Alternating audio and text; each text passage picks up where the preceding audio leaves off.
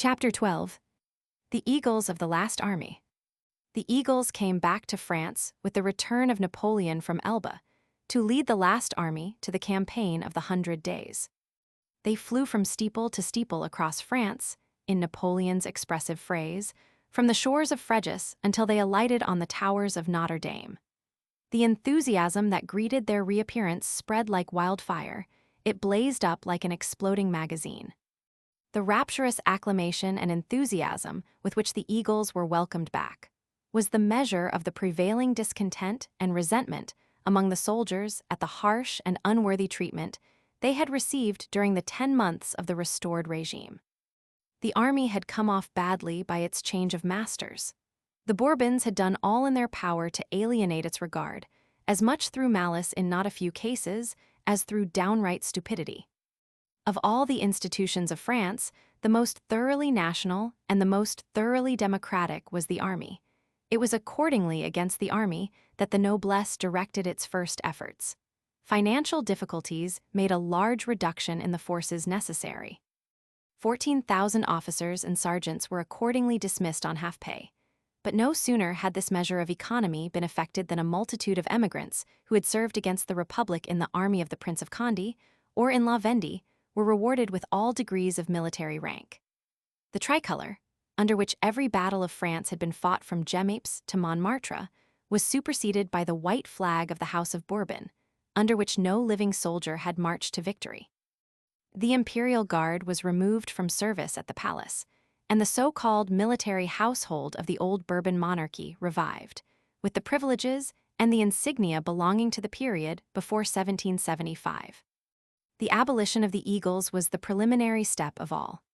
A justifiable measure, no doubt, from a political point of view, it touched to the quick the military instinct of the nation.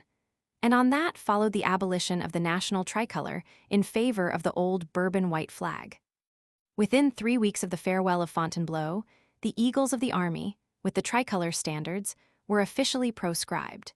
The order went forth to send them to Paris forthwith for destruction in the furnaces of the artillery depot at Vincennes. On May 12, it was notified that the white Bourbon flag was again to be the standard of the army, with a brass fleur-de-lis at the head of the color staff in place of the eagle. Every regiment was required to send its eagle to the Ministry of War in Paris on receipt of the order. No allowances or exceptions were made, although in several instances officers urgently petitioned to be allowed to retain their eagles with the corps, if only as mementos of feats of arms achieved by the regiments in battle. Every request was rejected, whatever the circumstances. There were reasons of state policy, no doubt, as has been said, against the general retention as regimental standards of military insignia so intimately associated with Napoleon. But in certain instances, at least, indulgence might reasonably have been extended to the applications. There were personal and romantic associations connected with some of the eagles, specially endearing them to the soldiers, for which privilege might well have been accorded. One very hard case may be cited as typical of others, that of the eagle of the 25th of the line. The eagle of the 25th had been carried under fire in some 20 battles and all through the Moscow campaign, and had notable battle scars to show for its distinguished services. One leg and one wing of the eagle had been shot away in action, and there were 5 bullet holes in its metal body. Its maimed appearance, indeed, had attracted Napoleon's attention at a review, and he had stopped while riding past the regiment and taken the eagle into his hands, examining it with extreme interest and putting his fingers into the bullet holes, finally returning it to the portagle with a deep bow of respect. The regiment almost worshipped their eagle on its own account, for what it had gone through, but it had further undergone yet more surprising adventures. The 25th had been in the garrison of Dresden in 1813 when Marshal St. Cyr had to capitulate to the Austrians. On the night before the surrender, the eagle staff was broken up and burned, and the few strips of ragged silk that remained of the shot-torn regimental tricolor flag were tied under an officer's uniform for secret conveyance out of the city. The shattered eagle broke in two while being removed from its staff, and its 2 fragments were concealed under the petticoats of 2 vivandières who were to convey it in that manner to the regimental depot in France. Under the capitulation, the garrison was granted the honors of war and a safe conduct back to France. The terms, however, were annulled by the Allied sovereigns, then advancing, after Leipzig, to invade France, and in the outcome all the regiments, after they had started for France, were made prisoners and marched away to be interned in Hungary. The major of the 25th got back the 2 fragments of the eagle, stowed them away under his uniform, and kept them about him by day and night for 5 months. Until finally, on his release after Napoleon's abdication, he brought the eagle back across the Rhine, wrapped up like contraband. On the 25th, receiving the order to send in its eagle for destruction, he wrote personally to the Minister of War General Dupont, of Balin notoriety, as has been said, who had never forgiven Napoleon's harsh usage of him, and now took every opportunity of paying back old scores on the heads of his former comrades in arms. The major wrote setting forth in detail the story of the regimental eagle, relating its exceptionally interesting career and its battle damages, also how he had preserved it after Dresden, and implored the war minister, in the name of the regiment, that they might retain the 2 fragments to be kept in the regimental salle d'honneur as an honored relic. The reply was a peremptorily worded command to send the eagle to Paris forthwith for destruction with the other eagles of the army. The major, in the circumstances, considered himself compelled to comply. He summoned the officers to his quarters, where they paid their last adieus to the object of veneration, and then, in their presence, the eagle fragments were packed in a box and dispatched to the Ministry of War. The story, with others to the same effect, went the round of every barrack-room in France, and wherever it was told, there were angry murmurings and increased discontent. By no means all the eagles of the army, it would appear, were given up to the authorities in Paris. Not a few colonels flatly refused to comply with Dupont's order, taking the risk of prosecution or of being turned out of the service summarily a certainty in any event under the new regime, as the majority of the senior regimental officers anticipated and as actually came to pass. General Petty of the Grenadiers of the Old Guard, as has already been said, refused to give up that famous eagle and concealed it successfully, and not a few other officers did the same with the eagles of their corps. Others destroyed their regimental eagles and either burned the silken tricolor flags or cut them up, dividing the ashes or fragments among their comrades. Their eagles taken away, it was next made known to the army that the battle honors and war distinctions of the various corps, won under Napoleon, would not appear on the new regimental flags when issued. Austerlitz, Jena, Friedland, and the other names of pride to the Grand Army were henceforward to be erased from military recognition. The new flags, when publicly distributed in September 1814, showed each a blank white field, with on it only an oval shield bearing the 3 fleurs-de-lis, the Royal Bourbon cognizance, and the name of the corps its new name, revived from army lists of the old monarchy, a name long since forgotten and totally unfamiliar. The regimental numbers of the Grand Army, ennobled by glorious campaigns, immortalized by their associations of victory and brilliant feats of arms, instinct with a renown acquired on 100 battlefields all over Europe, were at the same time done away with by a stroke of the war minister's pen. That proved the most unpopular measure of all, the cruelest of blows to the esprit de corps and pride of the former soldiers of Napoleon. It was felt as a gratuitous insult. It was perhaps the most deeply resented injury of all. In future, in place of their treasured regimental numbers, the various corps of the army, horse, and foot were to be known by departmental or territorial names meaningless to 9 soldiers out of 10, and without traditions or else by the names of royal princes and princesses and titled personages, remembered only, some of them, as having fled on the battlefield before the national armies.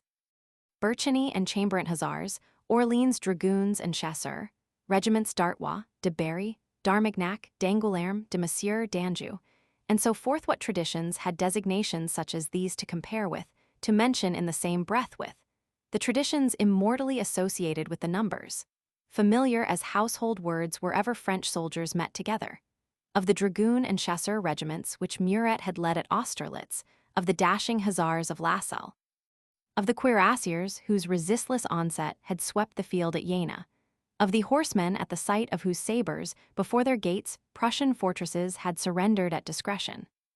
It came with a sense of personal degradation, as a sort of desecration on the men of regiments like the 75th of the line, or the 32nd, the 9th Light Infantry, or the 84th, or the 35th, or Le Terrible 57 Me, to be labeled and hear themselves officially addressed on parade as Beauvices or Auxerre or Nivernais, by the name of some prosaic locality or the style of some ancient aristocrat, their titular colonel. Napoleon announced the return of the eagle in his first address to the army, sent off on his landing to be distributed broadcast among the soldiers. Come and range yourselves under the banners of your chief. Victory shall march at the pas de charge. The eagle with the national colors shall fly from steeple to the towers of Notre Dame. The first of the regimental eagles to make its appearance in France accompanied Napoleon from Elba and landed with him. It was the eagle of the 600 veterans of the Old Guard, who, as the Elba Guard, had volunteered to share Napoleon's exile and had formed his personal escort.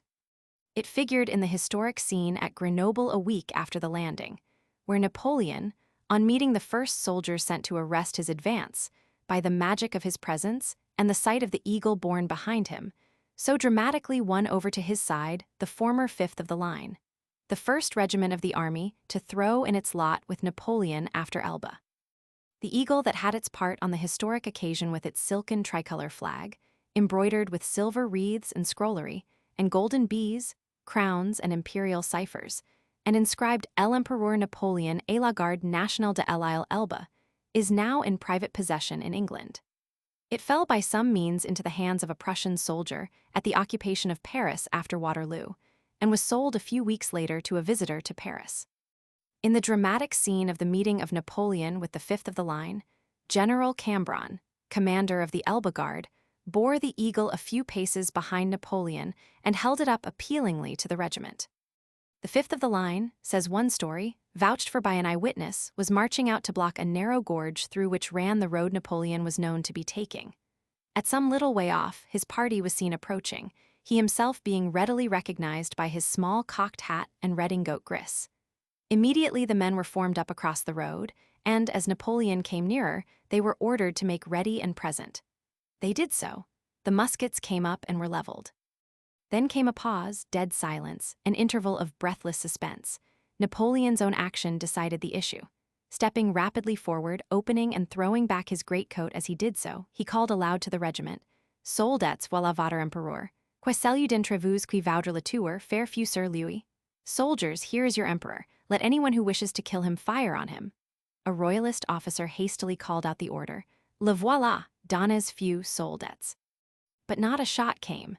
The next instant, with shouts of Vive l'Empereur, the soldiers lowered their muskets, broke their ranks, and rushed forward to surround Napoleon and welcome him in a frenzy of enthusiasm. According to another story, this is what took place. Before the word fire could be given, Napoleon had stepped forward, close up to the muzzles of the leveled muskets. With a smile on his face, he began in his usual colloquial, familiar way when talking to the men. Well, soldiers of the 5th, how are you all? I am come to see you again. Is there any one of you who wishes to kill me? Shouts came in reply of, No, no, sire. Certainly not. The muskets went down. Napoleon passed along the ranks, inspecting the men just as of old. After that, the regiment faced about, took the lead of the party, and, with Napoleon in the middle and the Elba Guard bringing up the rear, all marched on towards Grenoble. There, meanwhile, events had been moving rapidly.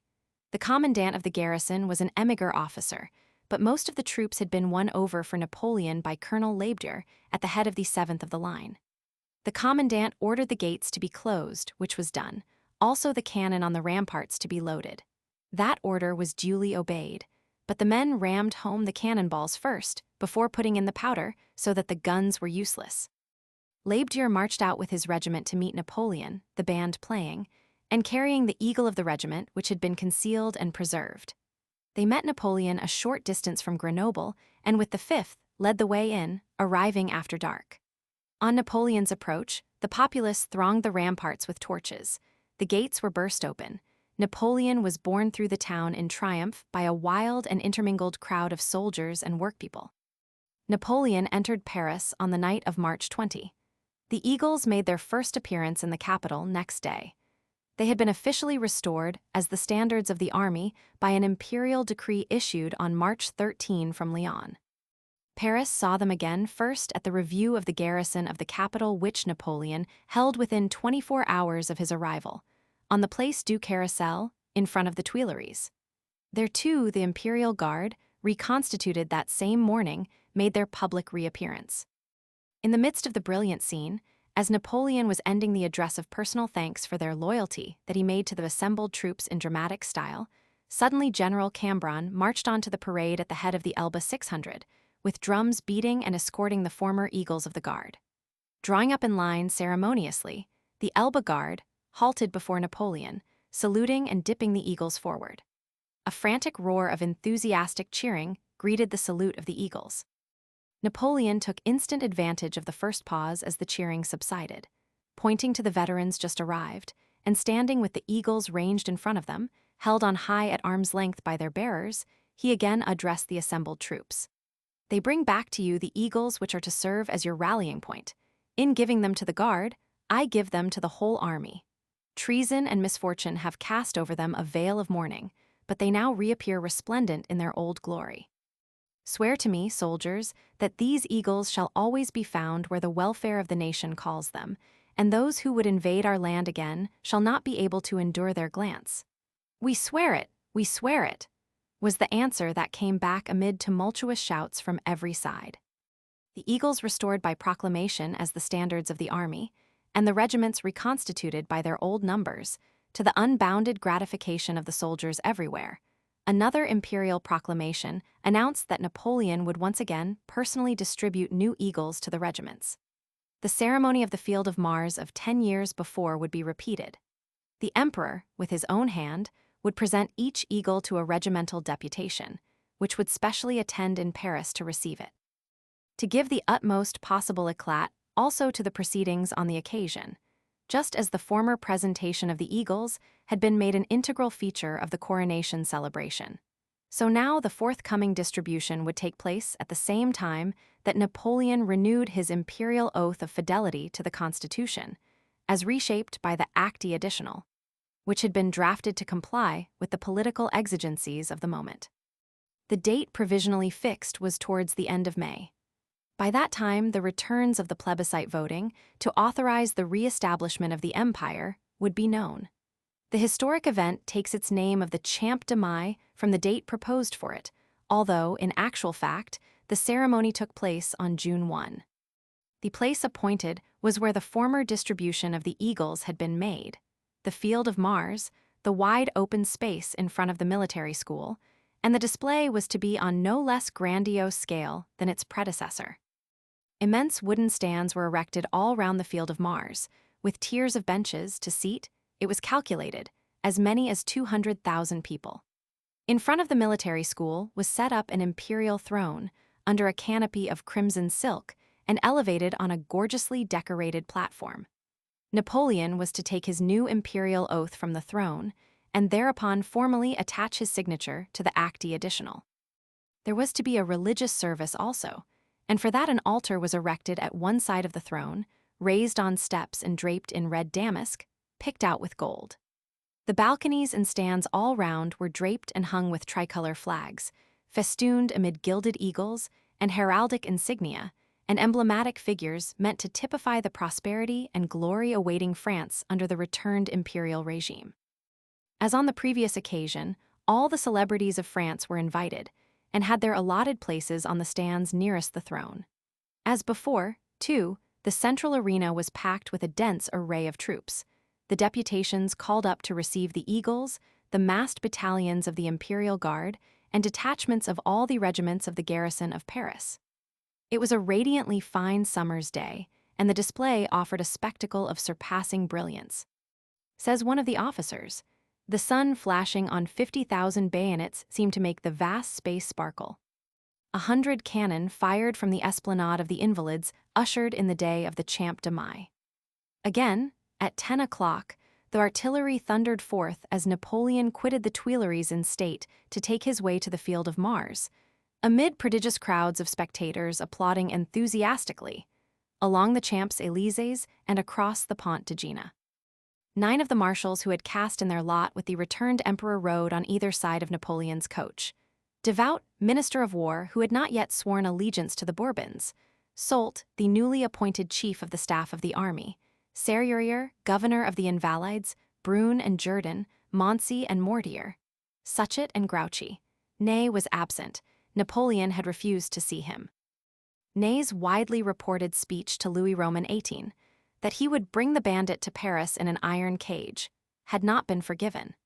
Murat was in disgrace for his recent blundering move in northern Italy, which had vitally affected Napoleon's plans.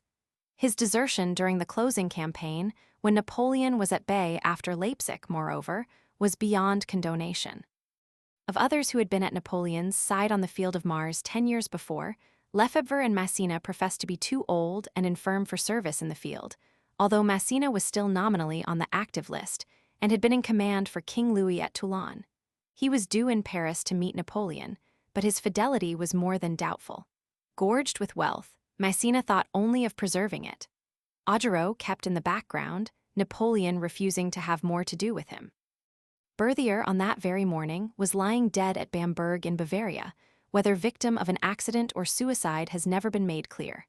Lannes and Bessières were in their graves, fallen on the field of battle. Bernadotte, King of Sweden, was actively on the side of the enemy. Marmont, Oudinot, MacDonald, and Victor, marshals of later creation, had left France in company with the Bourbon princes. Old Kellerman and Perignon, honorary marshals of 1804, had not come forward again, remaining in seclusion, nor had Saint Cyr, the man of ice, another marshal since the field of Mars, who was staying at home with studied indifference, occupying himself on his estate with his hay crops and playing the fiddle. Napoleon was accompanied in the state coach by 3 of his brothers Lucien, Joseph, and Jerome. This time there was of course no empress present. Josephine was dead. Marie-Louise was holding back elsewhere. None of the Bonaparte princesses appeared in the procession. The only one attending the Champ de Mai came as a spectator, Hortense Beauharnais, the daughter of Josephine and wife of Louis Bonaparte. She had gone on in advance to the military school and was seated among the exalted personages awaiting Napoleon there, accompanied by her 2 boys, one the future 3rd Napoleon, the man of Sedan. She seemed most interested, as we are told, in the sketchbook she brought with her to draw a picture of the scene. Napoleon alighted in the first court of the military school, being acclaimed on all sides as he made his appearance with vociferous shouts of Vive l'Empereur. Preceded by palace grandees and court officials, who had alighted from their carriages in advance and formed up to receive him, he entered the building and passed on through to take his seat on the throne. He had the air of being in pain and anxious, describes an onlooker. He descended slowly from his carriage while 100 drums beat, O champ. Then, advancing quickly, returning the salutes of the assemblage at either side with bows, he proceeded to the throne and sat down, gazing round at the people in their dense masses as he did so. Jerome and Joseph seated themselves on the right, Lucien on the left, all 3 clad in white satin with black velvet hats with white plumes. Napoleon himself had on his imperial mantle of ermine and purple velvet embroidered with golden bees. For a time, the thundering cannon, salutes, and acclamations of the people that hailed Napoleon's appearance on the dais were deafening. Bowing repeatedly on every side, he took his seat on the throne, while all present stood and remained uncovered. The guns then ceased. The music of the bands and the drummings and trumpetings of the battalions died away into silence. On that, the ceremony of the day opened with the celebration of High Mass by the Archbishop of Tours. The religious portion of the pageant, we are told, seemed to arouse no interest in Napoleon. His opera glass wandered all the time over the immense multitude before him. His attention was not recalled until the Mass was over, when the delegates from the Electoral College, marshaled by the Master of the Ceremonies, ascended the platform and ranged themselves before the throne. A deputy stepped forward, and after deep obeisance, in a loud, resonant voice, read an address teeming with sentiments of patriotic attachment and expressing inviolable fidelity towards the emperor personally. Napoleon seemed to listen with interest, marking his approbation with nods and smiles.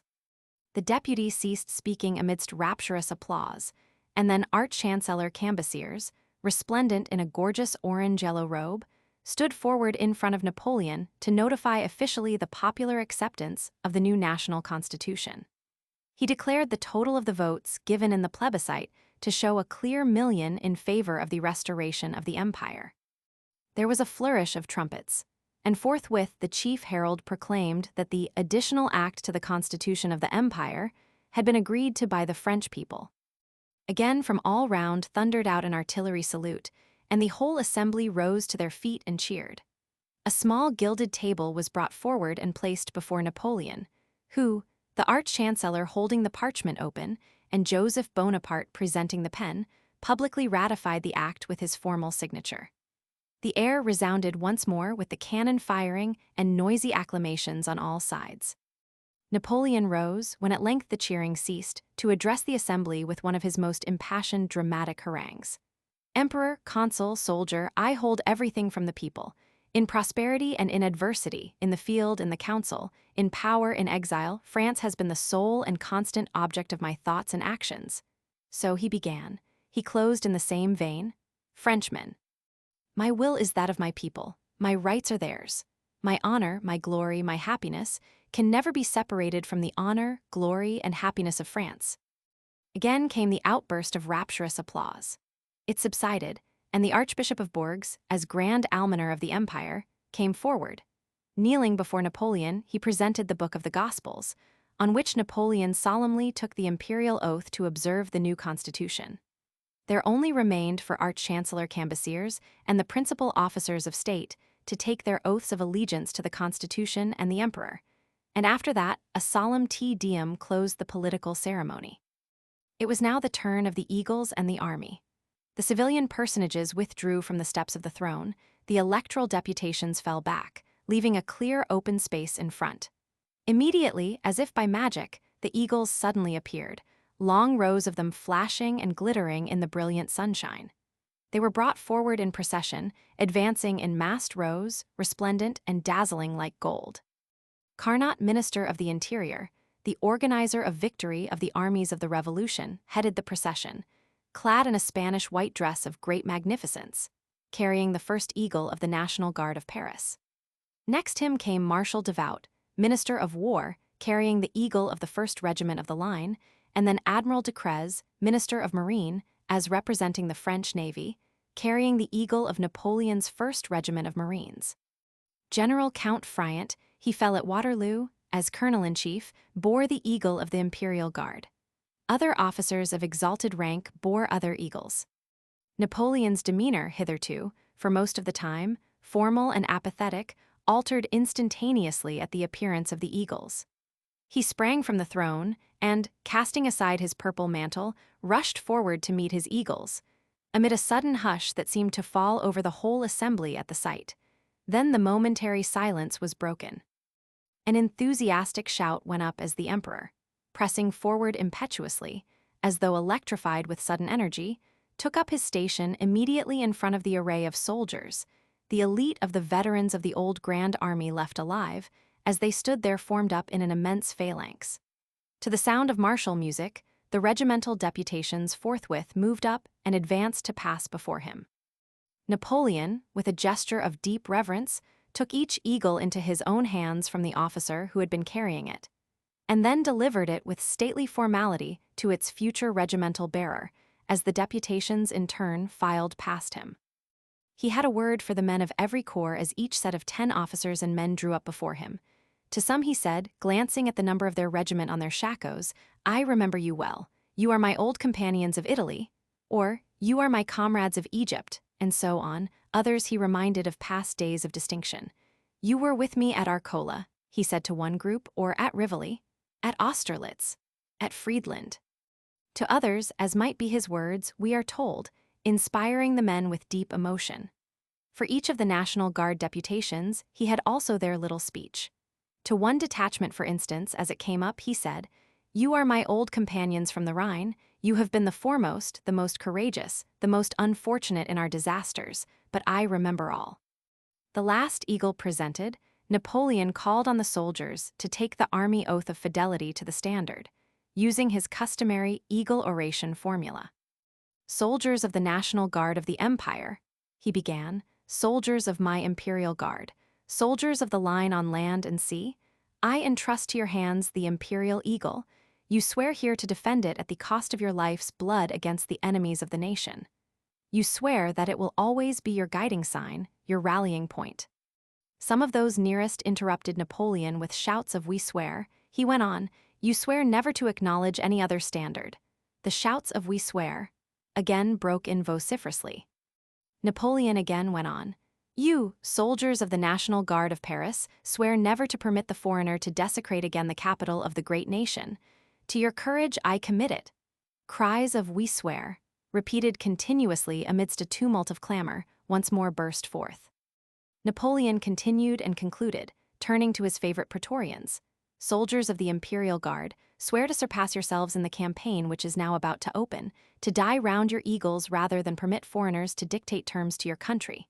He ceased after that, and once again the air vibrated with shouts of "We swear, we swear," and ejaculations of "Vive l'Empereur," from the soldiers and the throng of onlookers cramming the stands around. The military finale of the day was the march past of the assembled troops before the emperor, in slow time, headed by the eagles. "Nothing could have been more imposing," says one of the spectators, "than this concluding display in the magnificent pageant. Amid the crash of military music, the blaze of martial decoration, the glitter of innumerable arms, 50,000 men passed by.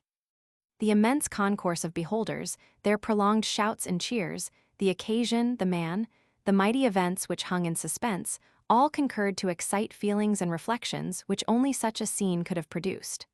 On the other hand, we have this from a colder critic of the scene. The display was without heart and theatrical. The vows of the soldiers were made without warmth. There was but little real enthusiasm. The shouts were not those of future victors of another Austerlitz and Wagram, and the emperor knew it. Which are we to believe? According to Savary, who was close beside him, Napoleon, for his part, was satisfied with the enthusiasm of the soldiers. The emperor left the field of Mars confident that he might rely on the sentiments then manifested towards him, and from that moment, his only care was to meet the storm that was forming in Belgium. The new eagles left Paris that night with their escorts. Each, on its arrival where its regiment was stationed, was received with elaborate ceremony and formally presented on parade to the assembled officers and men. A religious service being held in addition in some cases, at which all were sworn individually to give their lives in its defense. This, for instance, is what took place with one regiment, the 22nd of the line, stationed with the advanced division of Grouchy's Army Corps on the Belgian frontier at Couvins, near Rocroi in the Ardennes. "The new eagle," describes one of the officers, "all fresh from the gilder's shop, was solemnly blessed in the church of Couvins. Then each soldier, touching it with his hand, swore individually to defend it to the death. After the religious service, the regiment formed in square, and the colonel delivered an address, in which he recalled the old glories of the 22nd of the line, and expressed his conviction that the regiment would worthily uphold the old-time fame of the corps in the coming campaign. The glowing language was received with great emotion, and as of happy augury for the future.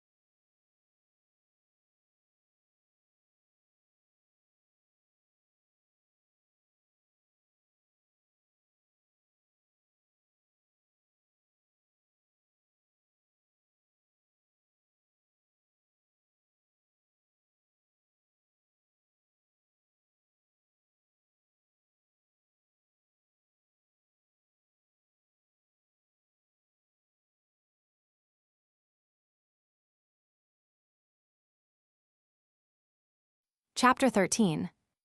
At Waterloo. Ave Caesar, morituri te salutant. The eagles figure in 4 episodes in the story of Waterloo. They had their part at the outset in that intensely dramatic display on the morning of the battle, when, before the eyes of Wellington's soldiers, drawn up with muskets loaded and bayonets fixed, and guns in position ready to open fire, Napoleon passed his army in review, the last parade of the last army on the day of its last battle. Said Napoleon himself afterwards, in words that are in keeping with the resplendent spectacle. The earth seemed proud to bear so many brave men. La terre paraissait orgueilleuse de porter tant de braves. It was a little after 9 in the morning that the last army of Napoleon moved out from its bivouacs of the night before to take up its station for the battle. This is how a British hussar, who was looking on, describes the opening of the wonderful show. Marching in 11 columns, they came up to the front and deployed with rapidity, precision, and fine scenic effect. The drums beat, the bands played, the trumpets sounded. The light troops in front pressed forward, and the rattle of musketry was followed by the retreat of our horsemen and foot soldiers. Light wreaths of smoke curled upwards into the misty air, and through this thin veil, the dense dark columns of the French infantry and the gay and gleaming squadrons of French horse were seen moving into their positions. Before them was the open valley, yet green with the heavy crops, behind them dark fringes of wood and a thick curtain of dreary cloud. The French bands struck up so that we could distinctly hear them. Not long after, the enemy's skirmishers, backed by their supports, were thrown out. Extending as they advanced, they spread over the whole space before them. Now and then they saluted our ears with well-known music, the whistling of musket balls. Their columns, preceded by mounted officers to take up the alignments, soon began to appear, the bayonets flashing over dark masses at different points, accompanied by the rattling of drums and the clang of trumpets. They took post, their infantry in front in 2 lines, 60 yards apart, flanked by lancers with their fluttering flags. In rear of the center of the infantry wings were the cuirassiers, also in 2 lines. In rear of the cuirassiers on the right, the lancers and chasseurs of the Imperial Guard in their splendid but gaudy uniforms, the former clad in scarlet, the latter, like hussars, in rifle-green, fur-trimmed pelisse, gold lace, bearskin cap. In rear of the cuirassiers on the left were the horse grenadiers and dragoons of the Imperial Guard with their dazzling arms. Immediately in rear of the center was the reserve, composed of the 6th Corps, in columns. On the left and on the right of the Genappe road were 2 divisions of light cavalry. In rear of the whole was the infantry of the Imperial Guard in columns, a dense dark mass, which, with the 6th Corps and cavalry, were flanked by their numerous artillery. Nearly 72,000 men and 246 guns, ranged with matches lighted, gave an awful presage of the approaching conflict. Napoleon rode out to watch them as they deployed into position. He took his stand at the point where the columns reached the field and wheeled off to right and left to form up in readiness for the signal that should launch their massed ranks forward across the intervening valley against the British position in front. Marshal Soult, chief of the general staff, rode close behind Napoleon on one side. Marshal Ney, in charge of the main attack that day, was on the other. In rear followed in glittering array the cavalcade of staff officers, with, dragged along after them, tied by a rope to a dragoon orderly, Napoleon's Waterloo guide, the innkeeper de Coster. Hardly had Napoleon himself ever witnessed before the like of the tremendous display of enthusiasm that greeted his presence on the field on the morning of that final day. The drums beat, the trumpets sounded, the bands struck up, Valens au salut de l'Empire. As they passed Napoleon, the standard-bearers drooped the eagles, the cavalrymen waved their sabers, the infantrymen held on high their shakos on their bayonets. The roar of cheers dominated and drowned the beat of the drums and the blare of the trumpets. The Vive l'Empereurs followed with such vehemence and such rapidity that no commands could be heard, and what rendered the scene all the more solemn, all the more moving, was the fact that before us, 1,000 paces away perhaps, we could see distinctly the dull red line of the English army. So one French officer, Captain Martin of the 45th of the line, describes the shouts of Vive l'Empereur. Says another, a veteran of Count d'Erlon's 1st Army Corps, rose more vehemently, louder and longer than I ever heard before, for our men were determined that they should be heard among the brick-red lines which fringed the crest of Mont Saint-Jean. It was for the eagles the counterpart of the day of the Field of Mars. the culminating act of homage to Napoleon from the soldiers of the Grand Army. The sight of him, if we may use the words of Lamartine, was for some a recompense for their death, for others an incitement to victory. One heart beat between these men and the emperor. In such a moment they shared the same soul and the same cause. When all is risked for one man, it is in him his followers live and die. The army was Napoleon. Never before was it so entirely Napoleon as now. He was repudiated by Europe, and his army had adopted him with idolatry. It voluntarily made itself the great martyr of his glory. At such a moment he must have felt himself more than man, more than a sovereign. His subjects only bowed to his power, Europe to his genius, but his army bent in homage to the past, the present, and the future, and welcomed victory or defeat, the throne or death with its chief. It was determined on everything, even on the sacrifice of itself, to restore him his empire, or to render his last fall illustrious. Accomplices at Grenoble, Praetorians at Paris, victims at Waterloo. Such a sentiment in the generals and officers of Napoleon had in it nothing that was not in conformity with the habits and even the vices of humanity. His cause was their cause, his crime their crime, his power their power, his glory their glory. But the devotion of those 80,000 soldiers was more virtuous, for it was more disinterested. Who would know their names? Who would pay them for the shedding of their blood? The plain before them would not even preserve their bones. To have inspired such a devotion was the greatness of Napoleon. To evince it even to madness was the greatness of his army. They knew, too, not a few of them, the stamp of men they were about to meet. Never before that day, of course, had Napoleon met British soldiers on the battlefield, but there were others present who had, and a good many of them. Many a French regiment at Waterloo had old scores of their own to settle, past days to avenge. The 8th of the line, the fate of whose eagle with the golden wreath at Barossa has been recorded, were on the field, and dipped their glittering new eagle, received at the Champ de Mai, in salute as they passed Napoleon that morning.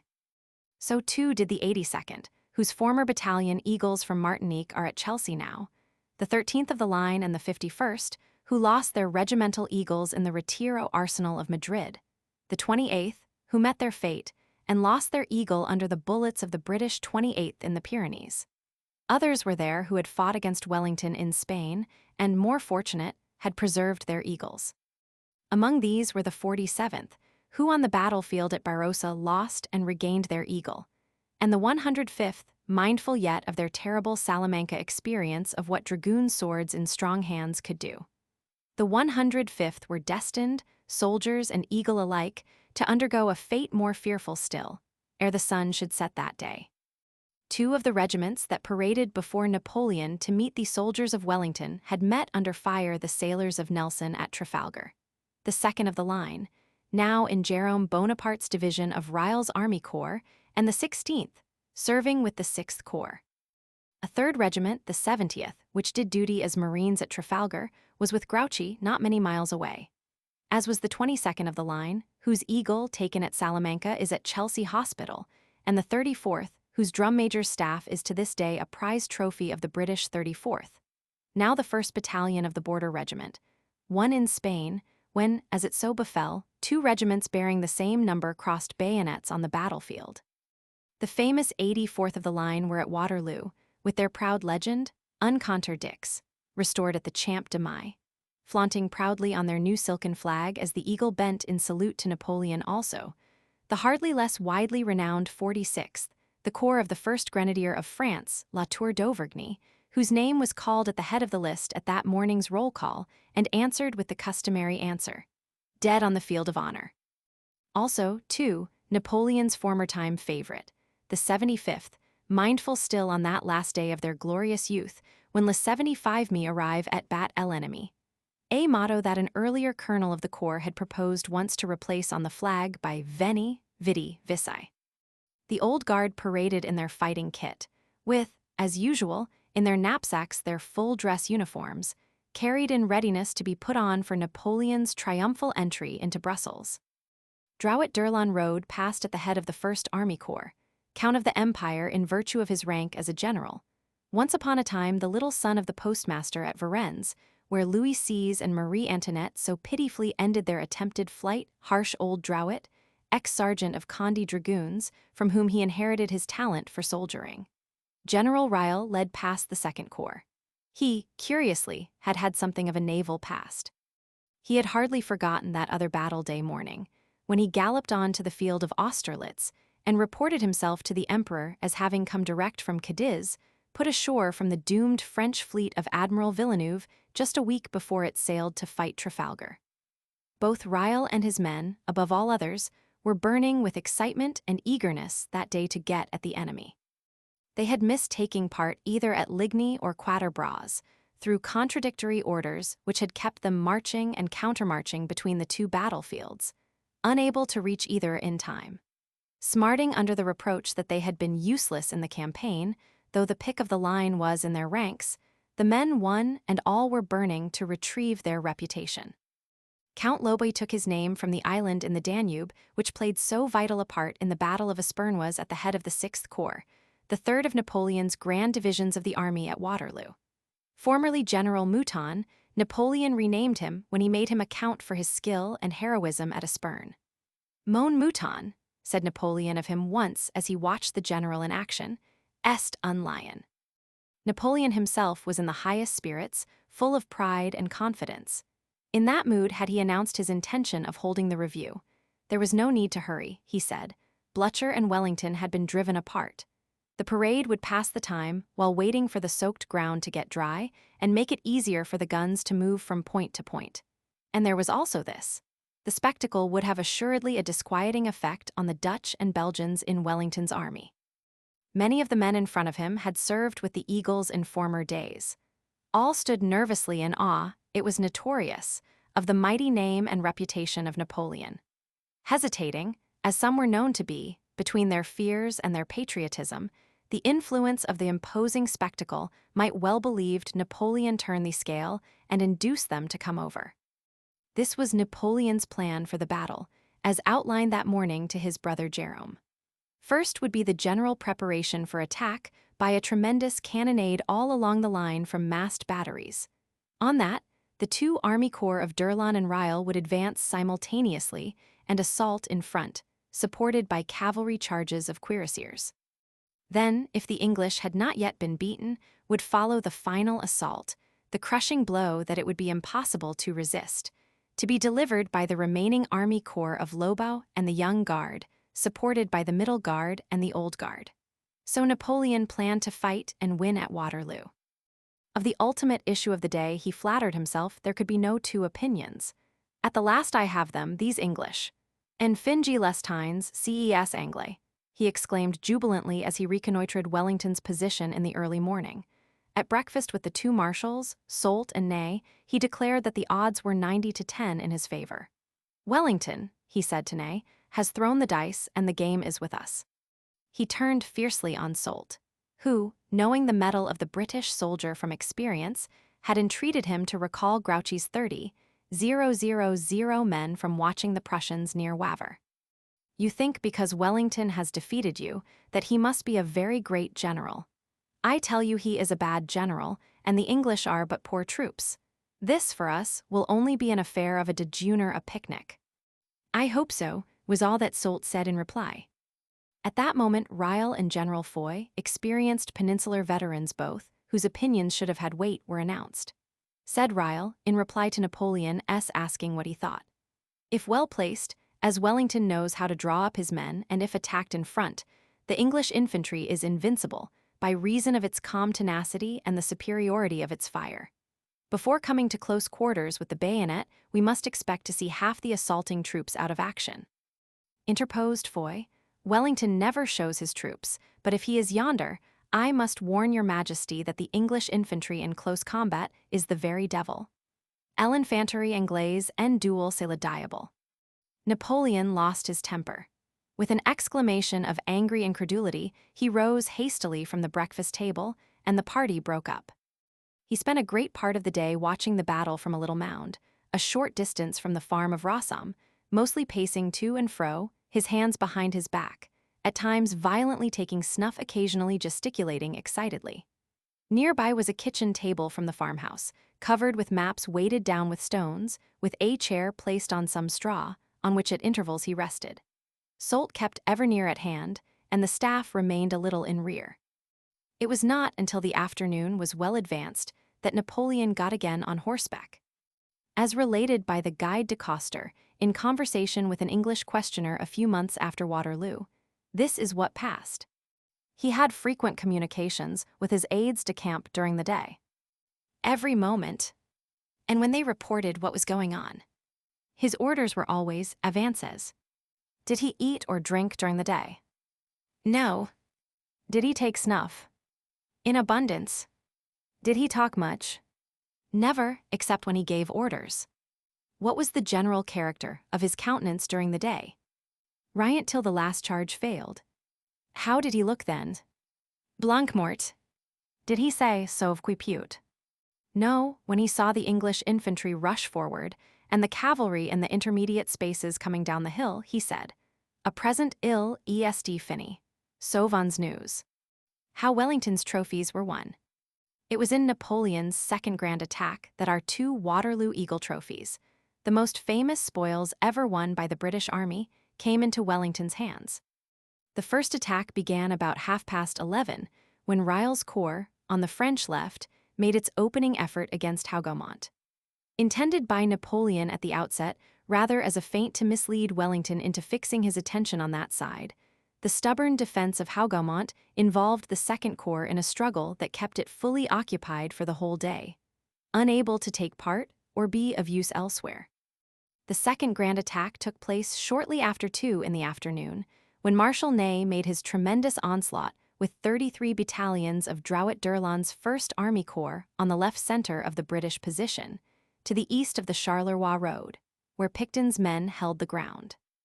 The launching of Ney's attack just then came about as the result of Napoleon's sudden and disquieting discovery that the Prussians were approaching. It was to have opened an hour earlier, but, because of that, had been held back at the last moment.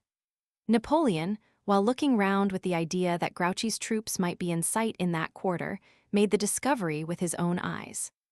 Those round him, indeed, at first doubted what the dark object which appeared in the hazy atmosphere like a shadow on the high ground near Mont Saint-Lambert, some 6 miles off to the northeast really was.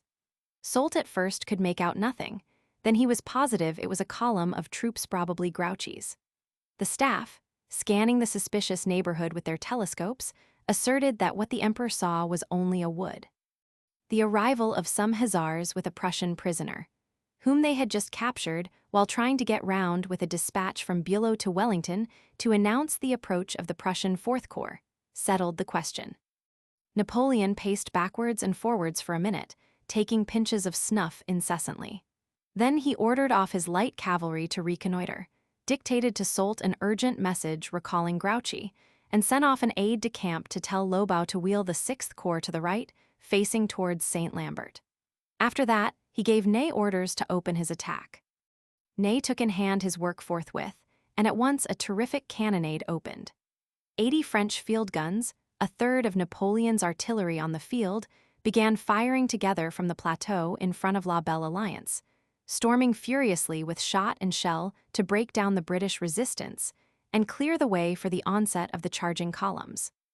Without slackening an instant, the guns thundered incessantly for nearly an hour, getting back from the British artillery in reply a fire that was at least as vigorous and no less effective. Then Ney gave the word to advance. Immediately the French infantry were on the move. They went forward massed in 4 divisions, in 4 solid columns of from 4 to 5,000 men each, advancing en echelon from the left, with intervals between of about 400 paces. 8 battalions made up each column, except that of the 2nd Division, which had 9. The battalions stood drawn up in lines, 3 deep, with a front of 200 files. They were packed closely, one behind the other, with intervals between, from front to rear, of only 5 paces. So closely were they wedged together that there was barely room between the battalions for the company officers. 2 brigadiers, Quiot and Bourgeois, led the left column, General Alex, their chief, being elsewhere. General Donslot, a keen soldier and universally popular as the best-hearted and most genial of good fellows, headed the 2nd column. Marcognet, a grim, hard-bitten veteran, a prime favorite with Marshal Ney for his dogged determination in action, had the 3rd. General Durat was in charge of the 4th, away to the right. With their battalion drums jauntily rattling out the pas de charge, amid excited cries and loud exultant shouts of en avant. Vive l'Empereur! The columns stepped off. Ahead of them raced forward at a run swarming crowds of tirailleurs, extending fanwise as they went, spreading out widely across the front in skirmishing array. The four-massed columns surged quickly forward, and over the edge of the plateau down the slope on to the space of shallow valley between the armies. As they did so, from the moment they crossed the crest line and dipped below, a fierce hurricane of fire beat in their faces. Roundshot and shrapnel swept the columns through and through, tearing long bloody lanes through the densely packed masses of men. Marshal Ney accompanied the first column for some part of the way, riding by the side of Drouet d'Erlon. As they crossed the intervening ground below, the death-dealing British guns fired down on them incessantly, but in spite of all, they stout-heartedly moved forward, without checking their pace. It was terribly toilsome work in places. Now they had to plow laboriously over sodden and slippery ground, now to trample their way through cornfields with standing grain crops nearly breast-high, or, where trodden down, tangling round the men's feet.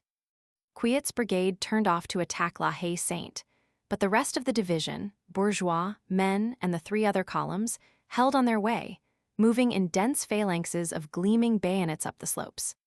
The second column, Donzelot S, reached the top a little in advance of the others, and was met by Kempt's brigade of Picton's troops, which charged it and forced it to yield ground. A moment later, Marcognet's column reached the British line, coming up over the crest of the hill immediately in front of Picton's Highland Brigade. Received with a furious outburst of musketry from all along the extended British line, Marcognet's leading files were thrown into some confusion by the hail of bullets. They were, however, veterans, and though their ranks were shaken, they still pressed on, amid a tumult of fierce cries and shouts of Vive l'Empereur, and the wild clash and rattle of their drums. But they got no farther. The British brigadier on the spot, Sir Dennis Pack, called on the nearest Highland regiment, the 92nd, to charge them with the bayonet. A moment after that, all unexpectedly, the cavalry of the Union Brigade were on them. The Highlanders dashed forward with exultant cheers and leveled bayonets, taking the French volley that met them without firing back a shot. They did not, however, get up to the French, nor actually cross steel on steel. As the Highlanders got within a dozen yards, the column suddenly stopped short, and some of the men in front seemed suddenly to be panic-stricken. A moment before all were madly yelling out, "Forward! Victory!" Now they began to turn their backs in disorder. It was not, though, at the sight of the bayonets. They had seen and heard something else. The thundering beat of approaching horse hoofs shook the ground. With a trampling turmoil of horse hoofs, the cavalrymen of the British Union Brigade burst on the scene, galloping forward from their former post in rear of Picton's infantry. The Scots Greys were on the left, the Enniskillings in the center, the Royal Dragoons on the right. Marcognet's men heard their approach, and the next moment saw the horsemen coming at them. The unexpected sight startled and staggered them, and some of those in the front line gave way. The alarm spread at once, as most of the rest realized what was approaching. The whole column swayed to and fro violently. Then it lost cohesion and began to roll back in mingled ranks downhill. A moment later, the Greys were among them. The smoke in which the head of the French column was enshrouded had not cleared away when the Greys dashed into the mass. Highlanders and Greys charged together, while shrill and wild from the Highland ranks sounded the mountain pipe, mingled with shouts of Scotland forever. So an officer describes. The men of the 92nd seized hold of the stirrup-leathers of the horsemen and charged with them. All rushed forward, leaving none but the disabled in their rear. Illustration: Waterloo. The charge of the Union Brigade. The dragoons, describes Captain Siborne, having the advantage of the descent, appeared to mow down the mass, which, bending under the pressure, quickly spread itself outwards in all directions. Yet in that mass were many gallant spirits who could not be brought to yield without a struggle, and these fought bravely to the death. Says someone on the French side, "We heard a shout of 'Attention, cavalry!' Almost at the same instant, a crowd of red dragoons mounted on gray horses swept down upon us like the wind. Those who had straggled were cut to pieces without mercy. They did not fall upon our columns to ride through and break us up. We were too deep and massive for that, but they came down between the divisions, slashing right and left with their sabers and spurring their horses into the flanks of the columns to cut them in two. Though they did not succeed in this, they killed great numbers and threw us into confusion. The foremost French battalion of Marcognet's column was the 45th of the line, one of Napoleon's favorite corps, recruited in the capital, and always spoken of by him as mes braves enfants de Paris. Said he of them indeed once, when pointing them out to the Russian envoy at the Grand Review of June 1810.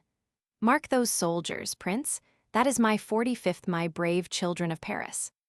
If ever cartridges are burned between my brother the Emperor of Russia and me, I will show him the efficiency of my 45th. It was they who stormed your Russian batteries at Austerlitz. They are scamps off duty, but lions on campaign. You should see their dash, their intrepidity, above all, their cheerfulness under fire." Small men ideal Voltigeurs, Napoleon also called the 45th. They stood a poor chance against the stalwart swordsmen of the Scots Greys. Illustration: the fight for the standard. Sergeant Ewart of the Scots Greys, taking the eagle of the 45th at Waterloo. From the picture by R. Ansell, ARA, at Royal Hospital, Chelsea. It was they who were to yield up the first of our British Eagle trophies of Waterloo. The prize fell to a non-commissioned officer of the Greys, Sergeant Charles Ewart, a Kilmarnock man, who achieved the feat of taking it single-handed. Ewart, an athletic fellow of splendid physique and Herculean strength, 6'4" in his stockings and a notable sabreur, was plunging through the struggling press of infantry, slashing out to right and left, when he caught sight of the eagle of the 45th with its gorgeous new silken flag, bearing the glittering inscription in letters of gold, Austerlitz, Jena, Friedland, Essling, Wagram. It was being hurried away to the rear for safety in the middle of a small band of devoted men who surrounded it, and were fighting hard with their bayonets to keep the British off.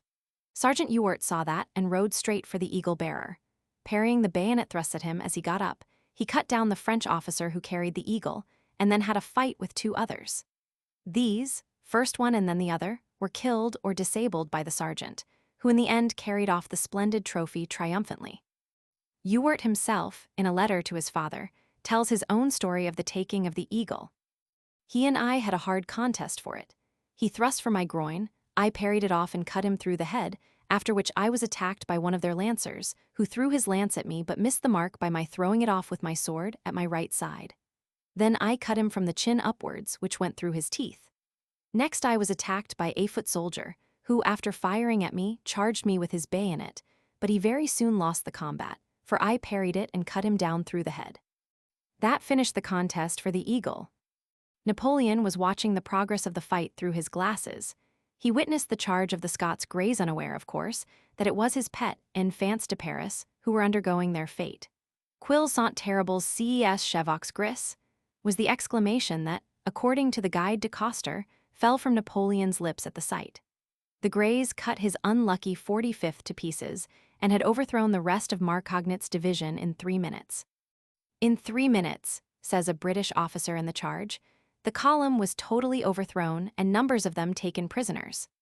Sabring their way through the remnants of the 45th and leaving the prisoners to be secured by the Highlanders, the Greys then charged the supporting regiment, the 25th of the line. These, lost in amazement at the suddenness and wildness of the charge and its terrific effect on their comrades on the higher ground in front, were caught in the act of trying to form square. Some of them fired a few shots at the dragoons, but the impetus of the first charge carried the Greys in among them with a rush, driving in the foremost ranks and making the rest of the column in rear roll back and break up. In panic and despair, they threw down their muskets and, according to a British officer, surrendered in crowds. The eagle of the 25th, however, was saved. It was carried safely off the field and is now one of the Napoleonic relics at the Invalids. Ewart was at once sent to Brussels with the trophy, and on his arrival carried it through the crowded streets amidst the acclamations of thousands of spectators who saw it. He was given an ensigncy in the 3rd Royal Veteran Battalion in recognition of his exploit. The sword he used at Waterloo is now among the treasures of Chelsea Hospital, and Ewart's old regiment bears embroidered on its standard a French eagle with the legend Waterloo. Within a few moments of Sergeant Ewart capturing the eagle of the 45th, an officer of the Royal Dragoons, Captain A.K. Clark, afterward Sir A.K. Clark Kennedy, took, also in hand-to-hand fight, the other eagle sent home by Wellington from Waterloo, that of the 105th of the line, the leading regiment of Bourgeois Brigade. The Royals, on the right of the Union Brigade, came down on the French left column. That, as yet, had had no enemy in front of it, and was advancing with cheers and shouts of triumph across the crestline of the ridge. It overlapped and extended beyond the flank of what had been Picton's line, and so far had only been fired at from a distance by artillery and part of the 95th. Suddenly, the French were startled by the apparition of a mass of cavalry quite near, coming on within 80 or 90 yards of them, emerging from the battle smoke at a gallop. The sight took them completely by surprise. The loud shouts of triumph stopped abruptly. "The head of the column," describes one of the royals, "appeared to be seized with a panic, gave us a fire which brought down about 20 men, went instantly about, and endeavored to regain the opposite side of the hedges." They had just crossed the Waver road along the slope, about halfway up. It was the men of one corps, the 105th of the line, who so turned back. They, of all in the regiments of Napoleon's army, knew what it was to be charged by cavalry. They had had one fearful experience of what cold steel in strong hands could do, and wanted no second. They were the same 105th whom Wellington's Hanoverian dragoons, in the pursuit after Salamanca, had ridden down and slaughtered so mercilessly. Once more the fearful fate was about to overtake them, was at hand, was on them. In the ranks were many veterans who had served in the 105th in Spain before 1814 and had rejoined on Napoleon's return from Elba. The slaughter after Salamanca was a grim and horrifying memory in the regiment that every man shuddered to recall. It all came back vividly to them now, as the flashing sabers of the Royal Dragoons burst into view, making for them across the ridge. The whole regiment gave back and broke, turning for help to the supporting 28th in rear. But they were not able to reach their refuge in time. Without drawing rein, the Royals pressed home their charge.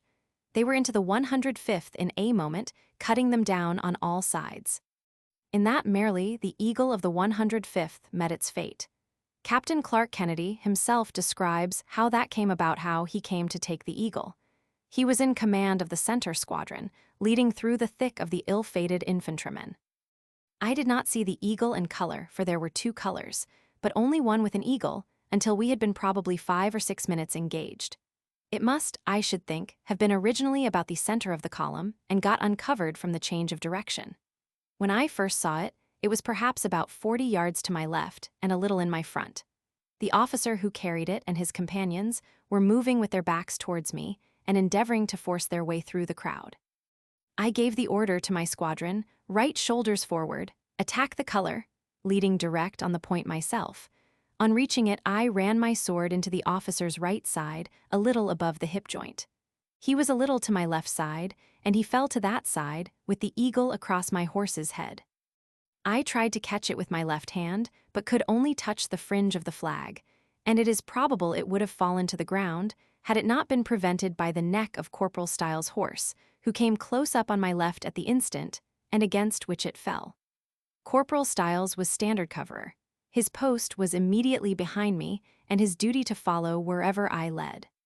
When I first saw the eagle, I gave the order right shoulders forward, attack the color.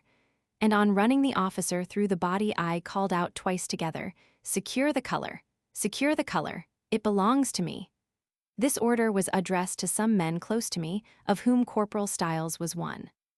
On taking up the eagle, I endeavored to break the eagle off the pole, with the intention of putting it into the breast of my coat, but I could not break it. Corporal Styles said, "Pray, sir, do not break it," on which I replied, "Very well. Carry it to the rear as fast as you can. It belongs to me." Taking hold of the eagle, Corporal Styles turned away. He had a fight to get through with it, and had, we are told, literally to cut his way back to safety. Captain Clark Kennedy, who received 2 wounds and had 2 horses killed under him, was given the CB.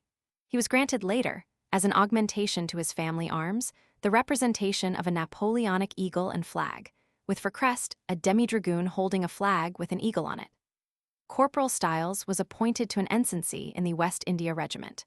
The Royal Dragoons wear the device of a Napoleonic eagle as collar badge and bear an eagle embroidered on their standard.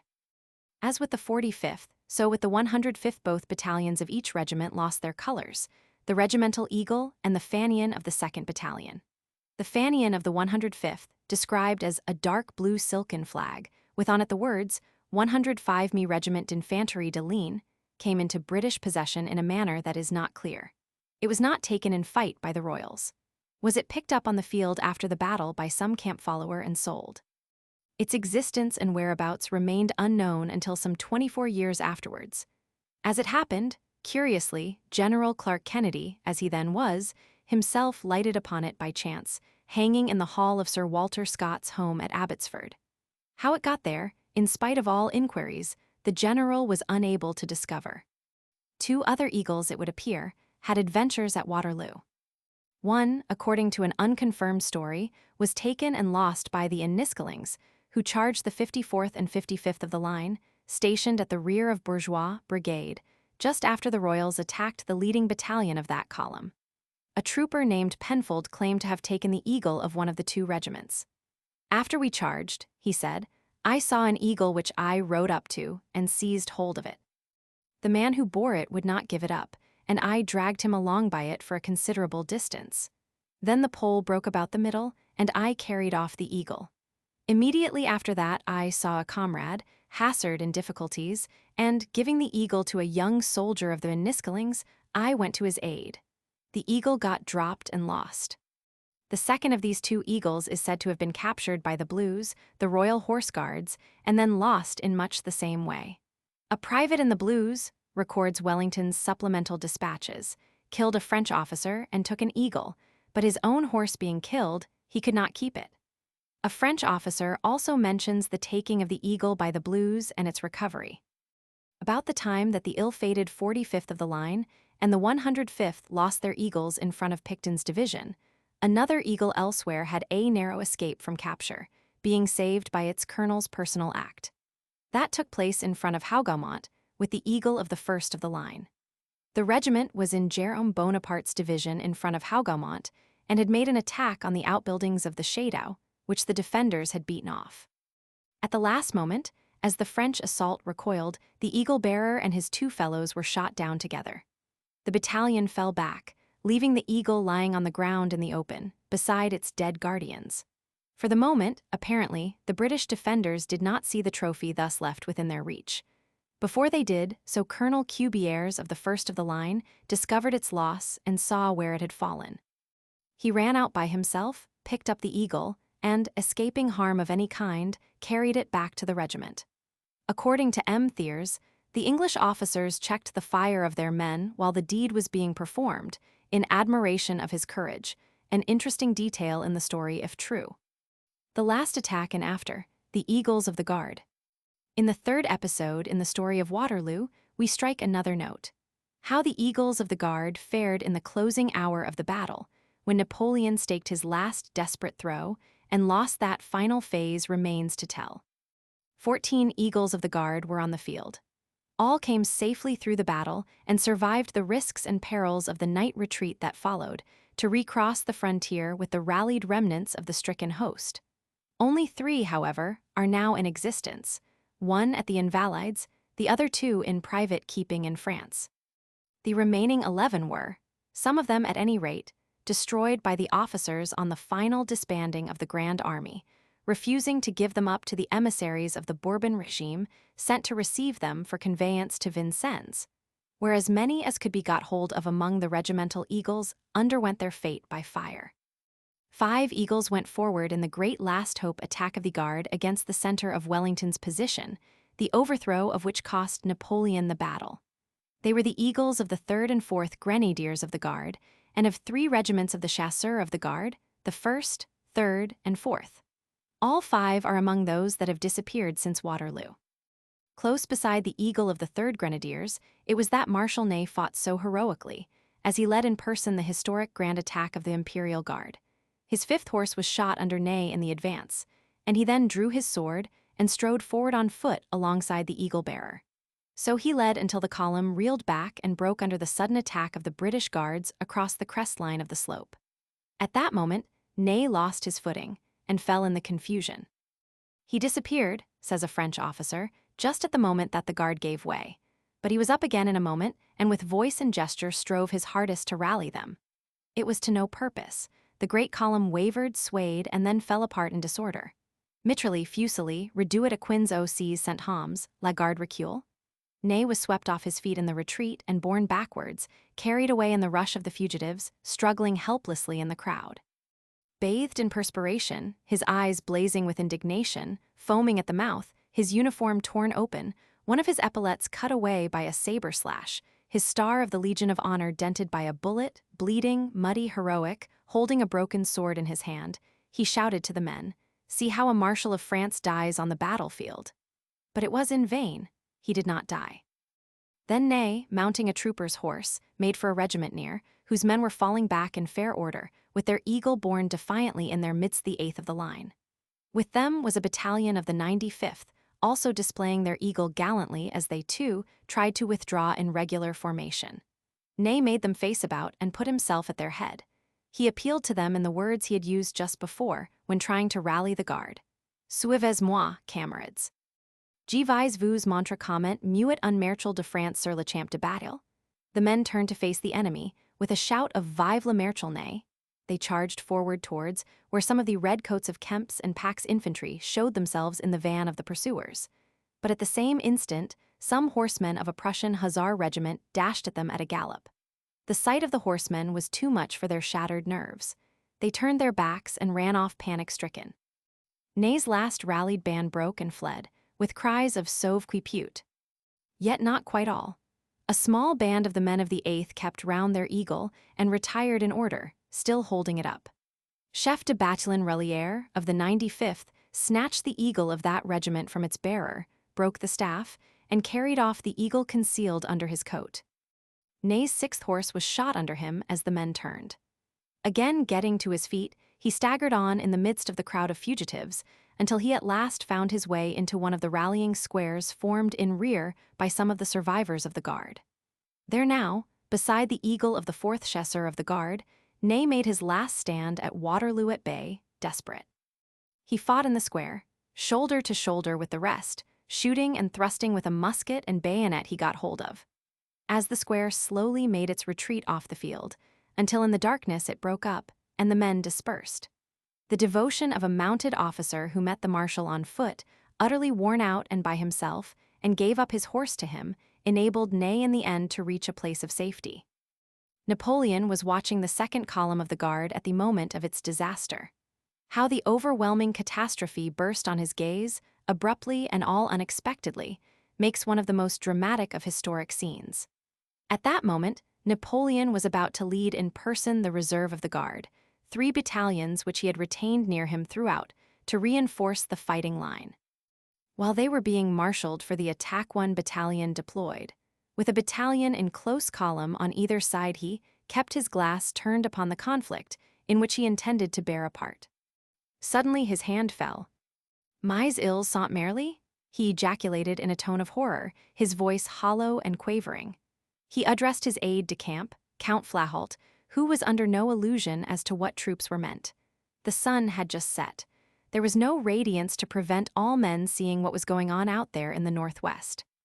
Immediately on that followed the general collapse, the almost instantaneous break-up of the French army all along the line. First the trampled corn in rear was sprinkled, then it was covered, with a confused mass of men moving south. Behind and among them, the sabers of Vivian's hussars and Vandeleur's dragoons rose and fell, hacking and hewing on every side. La garde recule sounded like a sob in the motionless ranks of the old guard, the 3 battalions near Napoleon, and sped with astonishing swiftness to every part of the field. La garde recule, cried the men of Alex, Donzelot, and Marcognet, and began to melt away from the vantage ground they had recently so nobly won. La garde recule, whispered Rile's columns, still unbroken on the left. Far on the right, Durut's battalions, suddenly confronted by the heads of Ziethen's columns, where they had been told to look for Grouchy, caught up the word. Next, the uneasy murmur, Nous sommes trahis, was heard, for was there not treason? Had not General Bermont and his staff and other officers openly gone over to the enemy? La garde recule? O fatal cry, soon swelling into one still more dreadful last tocsin of the soldier's agony sauve qui peut. Peyplat and La Haye were abandoned, And from the east, as already from the west, the wreck of the last army rolled towards the Charleroi road. The eagle that was close beside Napoleon at that most awful moment of his life, as he saw his guard break and fall back in confusion, is at the Invalides now. It is the eagle of the 2nd Grenadiers of the Guard, one of the 3 reserve battalions that were forming up to go forward at the moment of the catastrophe. Illustration: Waterloo. The final phase. Sketch plan to show the attack and the defeat of the columns of the Guard. Napoleon watched the panic begin to spread over the field for a brief moment. Then he roused himself to try to meet the impending crash. First, he formed the Guard battalions nearest him into square. Then he sent off his last remaining gallopers, in the futile hope that it might be possible to rally the men of the nearest divisions to him before they had time to scatter. But the effort was hopeless. It was beyond possibility to stem the raging torrent of frantic soldiers, now in full flight on every side, racing past in the direction of Jemappes. The lie that he had sent round just before the Guard started on its charge, that Grouchy had arrived, recoiled on his own head. The panic-stricken soldiers would not be stopped. They had been told that Grouchy had arrived. They had found instead Ziethen's terrible Prussians. Now they would listen to nothing. The fugitives streamed past, rushing on and bellowing as they went that they had been betrayed and that all was lost. After that, Napoleon rode into the nearest square and took shelter in its midst. It was that of the 2nd Battalion of the 2nd Chasseurs of the Guard. The square moved off at once towards La Belle Alliance, and, turning there into the Charleroi road, took its way back towards Rossomme, half a mile in rear, where the 2 battalions of the 1st and 2nd Grenadiers of the Old Guard had remained all day. At Rossomme, Napoleon passed to the square of the 1st Battalion of the 1st Grenadiers of the Old Guard. The 2 battalions of the Guard there had already formed in squares of their own accord, with their eagles held on high in their midst. They were joined by the 1st Chasseur of the Guard, coming up from Cailloux, a short distance in rear. The 3 squares held their ground firmly, beating off the headmost of the Prussian attacks. They remained halted until, on some of the Prussian artillery nearing the place, Napoleon himself gave the order to move away in retreat.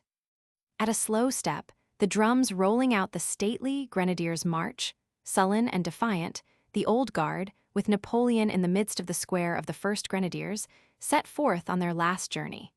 Their eagle was still borne on high in their midst close beside Napoleon.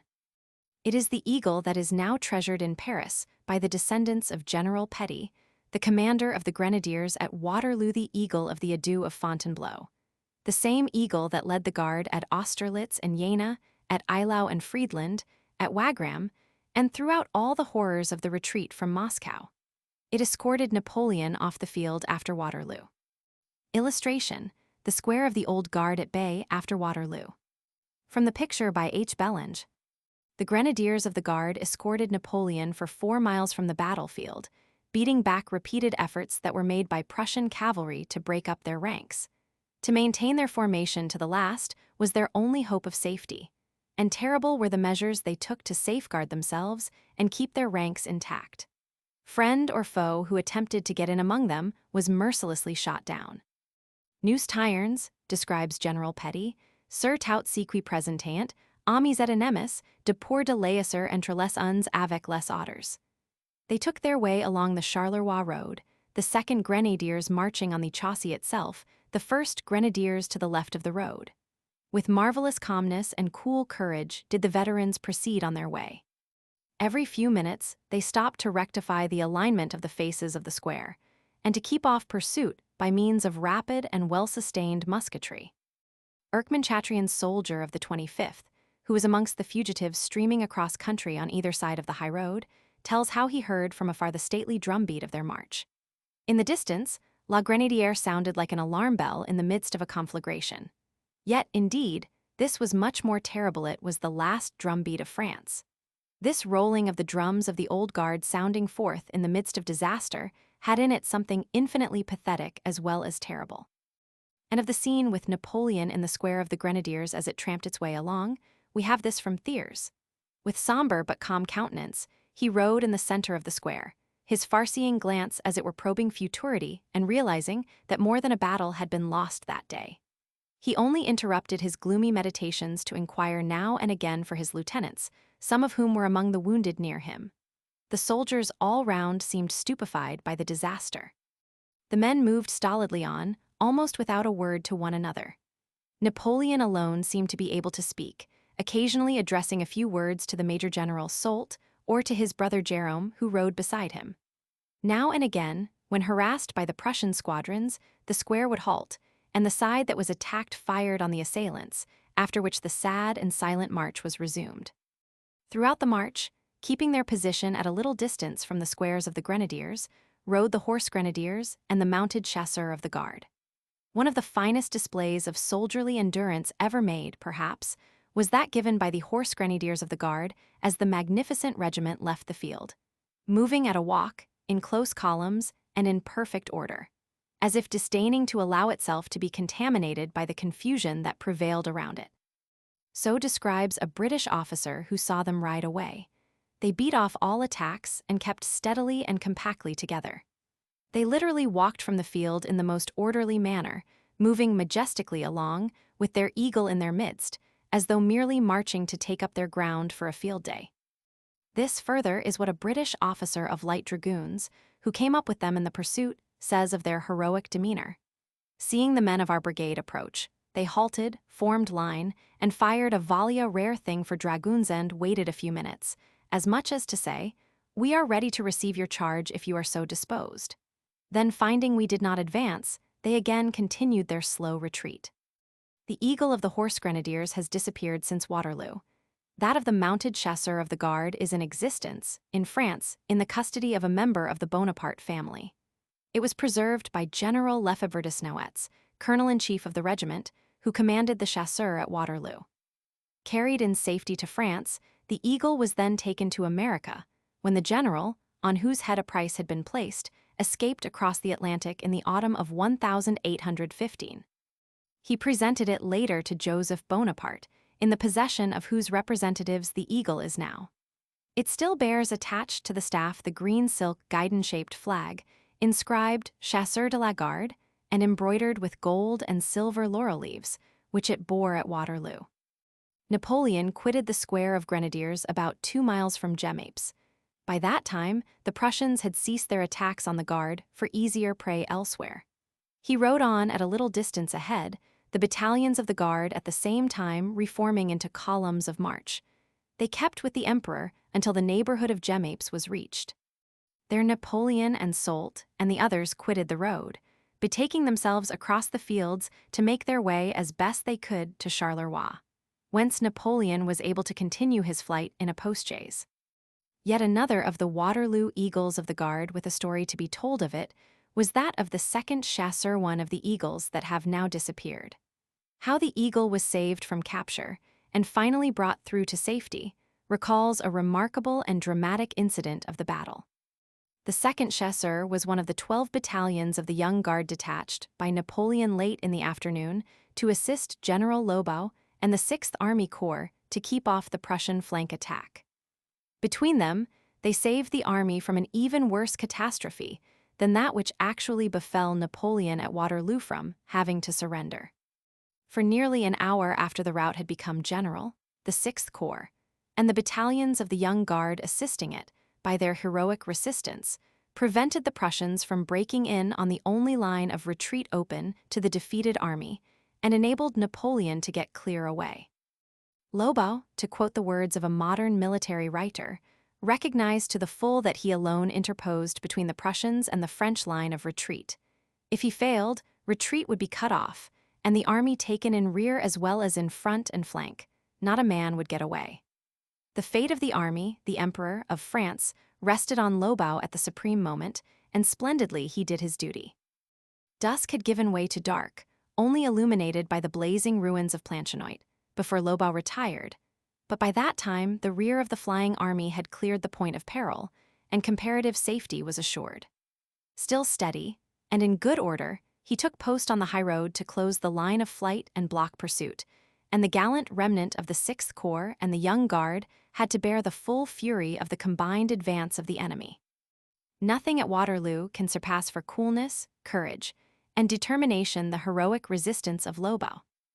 It was in the village of Planchenoit that the 2nd Chasseurs fought side by side with the other battalions of the Guard in that quarter under the leadership of General Pellet, to whom Napoleon had specially entrusted the defense of the post Planchenoit, was defended foot by foot at the point of the bayonet against ever-increasing numbers of the Prussians. The 2nd Chasseurs were the last troops of all to quit, after contesting the village house by house, cottage by cottage, fighting the Prussians man to man among the bushes and walls of the gardens, and finally in the churchyard, where they made their last stand at bay, desperately combating among the tombstones. Fresh Prussians kept coming up to join in the attack, but the 2nd Chasseurs, their eagle defiantly displayed in the midst of the battling throng, resisted stubbornly. When at the last they drew off, the whole of Planchenoit was a mass of flames, blazing from end to end. There remained a rough half-mile of open ground before they could get to the Charleroi road, the line of retreat along which, by that time, a large proportion of the fugitives from the main army had got away. The 2nd Chasseurs, in rear of all, as they left their last shelter in Planchenoit and were beyond the churchyard walls, were swept down on by a furious rush of Prussian cavalry, and half the regiment was cut to pieces. The moon was rising by that time, and the Prussians had sufficient light for their deadly work. The survivors, broken up and thrown in irremediable disorder, could after that only run for their lives. But they still bore their eagle among them. It was draped under a black cloth.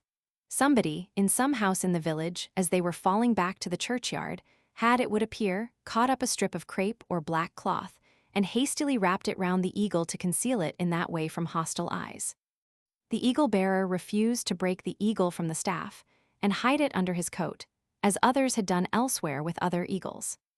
With the eagle so covered, a small party of devoted soldiers were accompanying their standard as the survivors of the Prussian charge hastened towards the Charleroi road, when there came yet another attack from the Prussian horse, who charged among them and trampled them down as the troopers slashed mercilessly at the fugitives.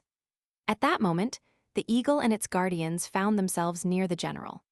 They were isolated and cut off in the midst of the wild merry. Pellet caught sight of them, desperately striving to protect the eagle-bearer, who was frantically clutching at the eagle staff as he held on to it and tried to get through. Pellet made for the group, shouting at the top of his voice, "Rally, chasseurs, rally on me, save your eagle or die round it. A moi, chasseurs, a moi, sauvons l'aigle au murans autourdel." In the midst of the frenzied tumult, his cry for help was somehow heard by the men ahead. They turned back in their flight and fought their way to the threatened eagle. Others pressed round to join them, until by degrees was formed a compact body between 200 and 300 in number, who with their bayonets kept the cavalry back as they fought their way towards the high road step by step. More than once they had to halt and face about, as the Prussian horsemen in their repeated attempts to capture the eagle circled round them, and dashed in at them again and again. But, forming what is usually termed a rallying square, and lowering their bayonets, they succeeded in repulsing the charges of the cavalry. At one point in the retreat, some guns were brought to bear upon them, and subsequently a brisk fire of musketry. But notwithstanding the awful sacrifice which was thus offered up in defense of their precious charge, they succeeded in reaching the main line of retreat and saved alike the eagle and the honor of the regiment. The eagles of the Guard all came safely through the turmoil and horrors of the night of the rout after Waterloo. And it seems incredible, but the fact is vouched for by several officers. So did the other eagles of the army. All at Waterloo, it is declared, were brought back to France, except the 2 taken from the ill-fated 45th and the 105th of the line by the Scots Greys and the Royals. Those 2 only remained as trophies in the hands of the victors. General Charras, whose good faith we have no right to impugn, declares the fact in explicit language, and another officer relates how, on the day after the battle, when the rallied remains of the army assembled at Philippeville and Maubeuge, the soldiers wept tears of joy at learning how many of their eagles had been saved. Says General Charras, describing how the eagles were saved that night, 2 standards had been lost on the battlefield. There was none other lost. In the crowd of disbanded horsemen and foot soldiers, marching and running pell-mell, some still armed, others having thrown away or broken their sabers and guns under the impulse of rage, of despair, of terror, there were to be seen, by the pale light of the moon, little groups of officers of every grade, and of soldiers spontaneously collected round the standard of each regiment, and advancing saber in hand, bayonet on the gun, resolute and imperturbable in the midst of the general disorder. "Plaso Drapau," cried they when the rout arrested their march, and this cry always sufficed to cause the very men who had become deaf to every word of command and to all discipline to stand aside before them and open a passage. They had often to endure peril, they had often to repulse the enemy's attacks, but they saved their conquered flags from the attempts and hands of the conqueror. Grouchy also saved all his eagles, although one had its adventures in the attack on Waver, and was nearly lost to the Prussians. The story this time is not exactly creditable to some of those concerned, but the regiment in question, it must be said, had but few old soldiers in its ranks, having been made up almost entirely of recently levied and half-trained conscripts. Also, it had just previously been very roughly handled by the Prussians on the battlefield of Ligny.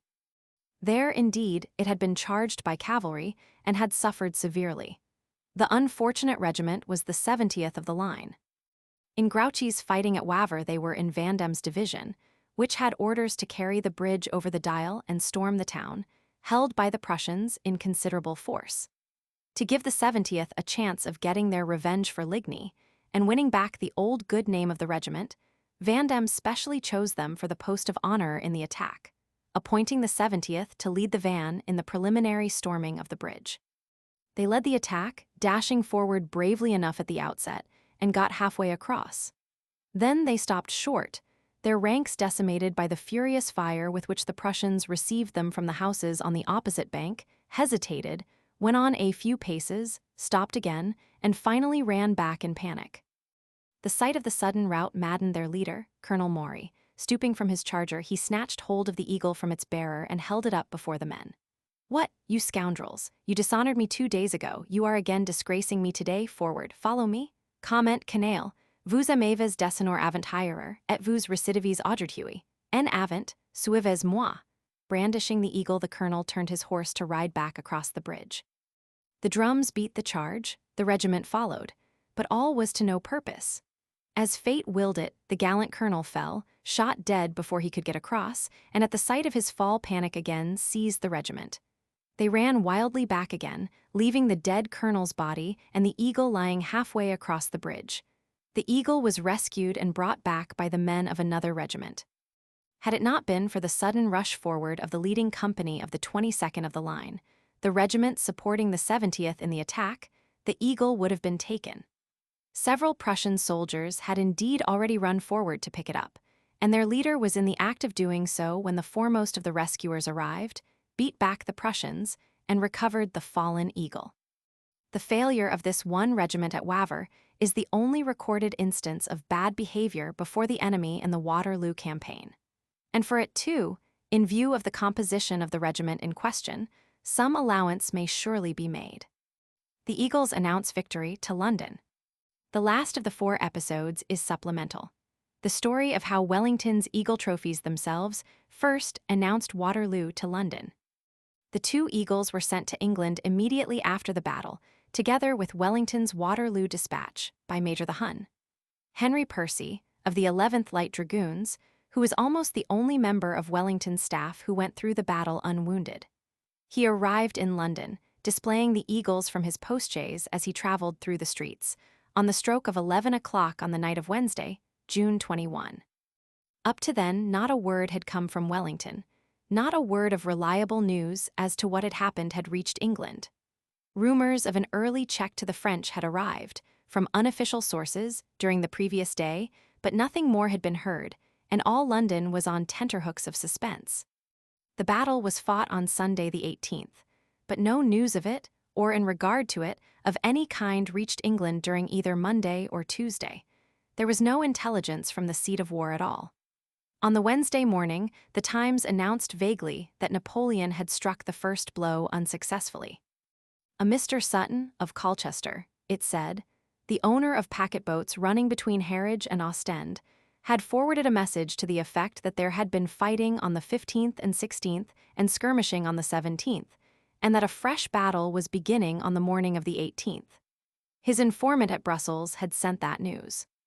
There was no more news until Wednesday afternoon, when the Sun came out with a special edition stating that the government had received no dispatches. But that a gentleman who left Ghent on Monday, and 2 others from Brussels, brought word that Sunday's battle had been successful. All London was in the streets until between 10 and 11 that night in a state of eager expectation. But repeated inquiries at the Horse Guards, at the War Office, and at the Mansion House only met with the answer, no news yet. It was just as the crowds were dispersing, tired of waiting, and taking it as cert that nothing could be known until the morning, as the clocks were on the stroke of 11, that Major Percy arrived in London. He left the Duchess of Richmond's ball, says his niece, Lady Bagot, in whose words the story may best be told, on the night before the battle, and had no time to change his dress or even his shoes before going into action.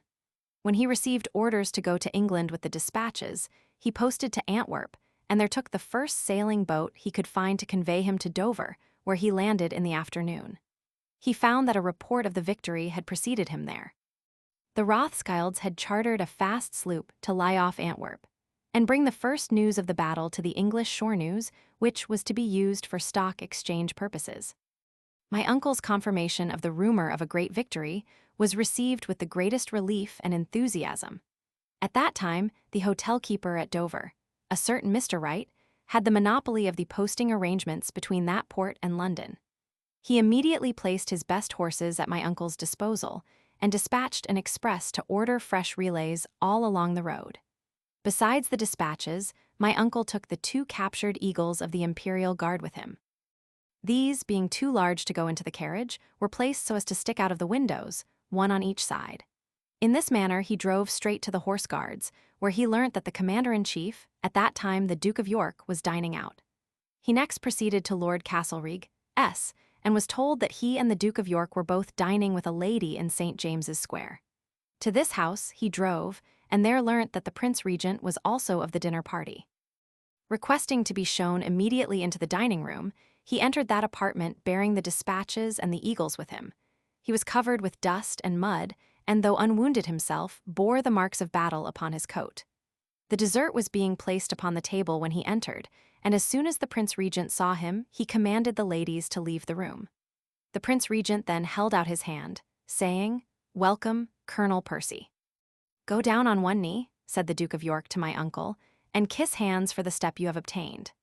Before the dispatch could be read, my uncle was besieged with inquiries of various prominent officers engaged, and had to answer, dead or severely wounded, so often that the Prince Regent burst into tears.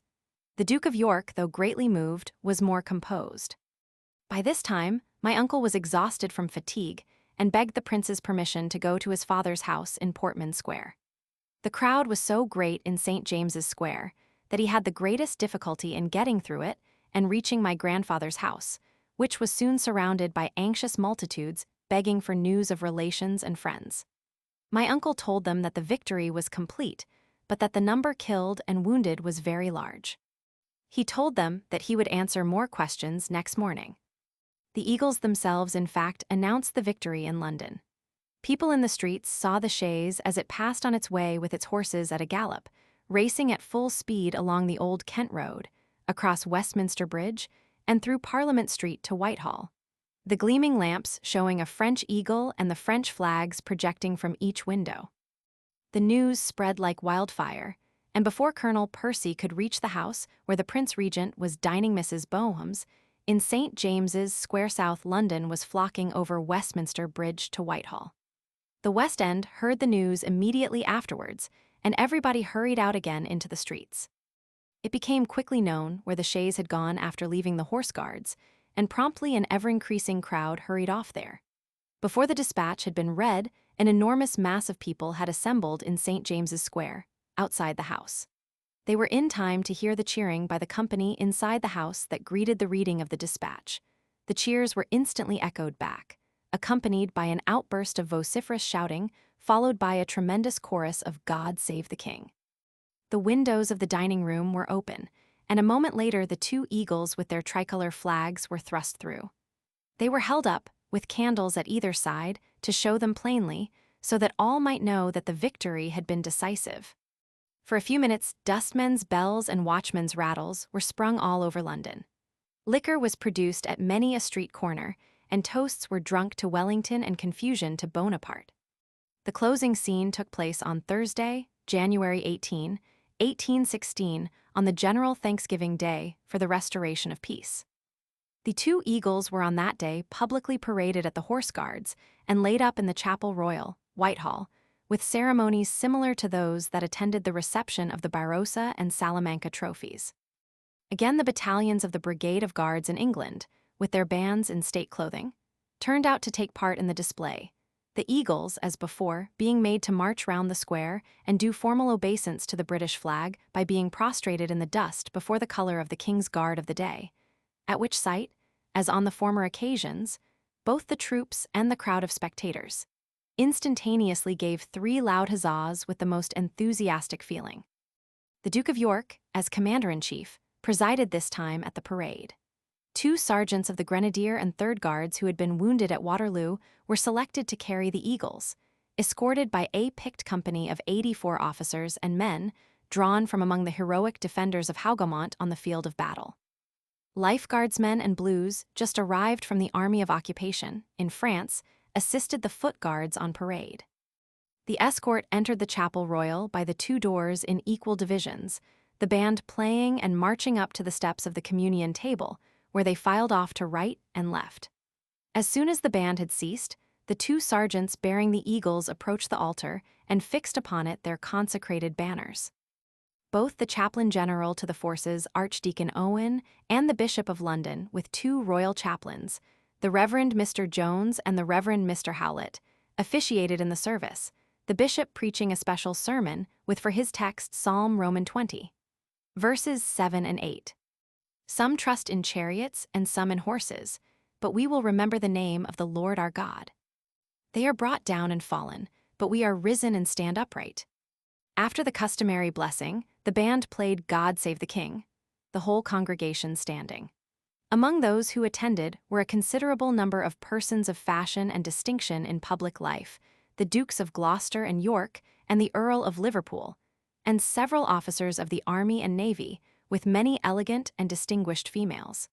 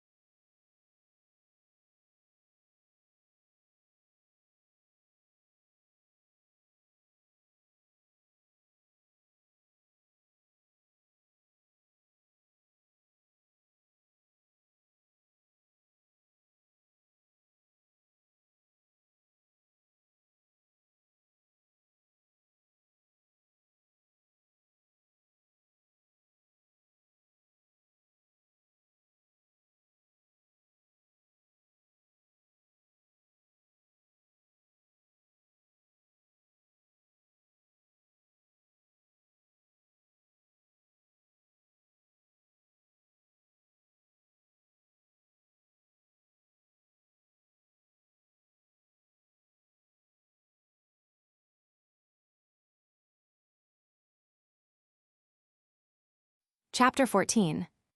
After the downfall, the remnant of the Waterloo Army, as mustered and officially reported to Paris on July 1, 1815, after it had been withdrawn by convention with the Allies beyond the Loire, numbered some 23,000 of all arms. The soldiers had their eagles with them. The eagles were still the standards of the army, although all was over with Napoleon, and he had set out on his flight from Malmaison to the coast near Rochefort to find the Bellerophon awaiting him there. The last occasion on which an eagle of Napoleon's army had its part on parade was one day, near the Loire, with a regiment not at Waterloo. It was when the news of Napoleon's abdication reached its colonel. He was Colonel Bugeaud of the 14th of the line, in after years the famous marshal who gained Algeria for France.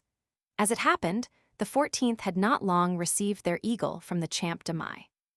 It had been brought by the deputation of the regiment, sent to Paris, to receive it at the hands of the emperor, but had not yet been formally presented on parade, owing to the regiment being on the march from the southeastern frontier of France. The 14th joined the rallied remnants of the Waterloo Army to the south of the Loire, and their Colonel Bugeaud made the presentation of the eagle. For the occasion, he made use of the Napoleonic formula of address at such ceremonies, but with a variation to suit the altered situation. He took the opportunity to remind the regiment that if the chief had fallen, they yet owed allegiance to their country. "Soldiers of the 14th," began the colonel, "here is your eagle. It is in the name of the nation that I present it to you. If the emperor, as it is stated, is no longer our sovereign, France remains. It is France who confides this eagle to you as your standard. It is ever to be your talisman of victory. Swear that as long as a soldier of the 14th exists, no enemy's hand shall touch it." "We swear it," responded the soldiers all together, and then the officers stepped forward in front of the ranks, waving their swords and again shouting, "We swear it." The end for the Eagles of Napoleon came on August 3, 1815. On that day, the ministerial decree was promulgated, abolishing them and the tricolor flag, and disbanding the entire army. The white Bourbon flag was restored once more, with a new form of army organization, which substituted departmental legions in the place of regiments. As in the year before, it was notified that all eagles were to be sent to the artillery depot at Vincennes for destruction there. According to law, the metal of the eagles to be melted down, their silken tricolor flags to be burned. The date of the final disbandment was fixed for September 30, and in almost every case there was a pathetic scene when the hour came for the soldiers to take their last farewell of their eagles. "On the day of the disbandment," describes one officer, speaking of his own regiment, "we all paraded, and the roll was called for the last time. Then the eagle was passed solemnly down along the line, the band playing a funeral march. The officers and soldiers, all in tears, after saluting it, embraced and kissed the eagle. It was then escorted back to the colonel's quarters to be packed up in a box and forwarded, according to the official instructions, by carrier to the Ministry of War, thence to go to Vincennes." Illustration, La Revue des Morts. From a picture by R. de Morin. In a few cases, where the senior officers knew that they had nothing to hope for in the way of consideration from the new regime, the eagles were publicly broken up at the last parade by the colonels themselves, with a blacksmith's hammer or pioneer's hatchet, and the silken tricolor flags cut to pieces, after which the metal fragments, together with the shreds of the flags, were distributed as keepsakes among officers and men. That being done, all silently dispersed, never to reassemble. In some other cases, as had happened a 12-month previously, the eagles disappeared before the last parade, the officers in the various regiments having arranged for one of themselves to retain the eagle of the corps privately, either by agreement or after drawing lots. It was in this way that what Napoleonic eagles and flags are now at the Invalides came to be there. They were kept hidden by their possessors until after the Revolution of July, 1830. And then, on the formation of the present collection of standards and trophies being officially sanctioned, most of those at present exhibited were brought to light and presented, either by those who had been treasuring them in secret or by their heirs and families. 3 Waterloo eagles are at the Invalides, those of the 2nd Grenadiers of the Guard, and of the 25th and 26th of the line, these last 2 of the regiments in the columns charged by the Scots Greys and the Royals. In addition to the eagles, there are at the Invalides several standards that saw service on the battlefield under Napoleon and survived the vicissitudes of war, 7 flags of infantry, and as many of artillery, 1 cuirassier standard, and 5 other cavalry standards. Most of these originally bore eagles on their staves, but those eagles are now wanting.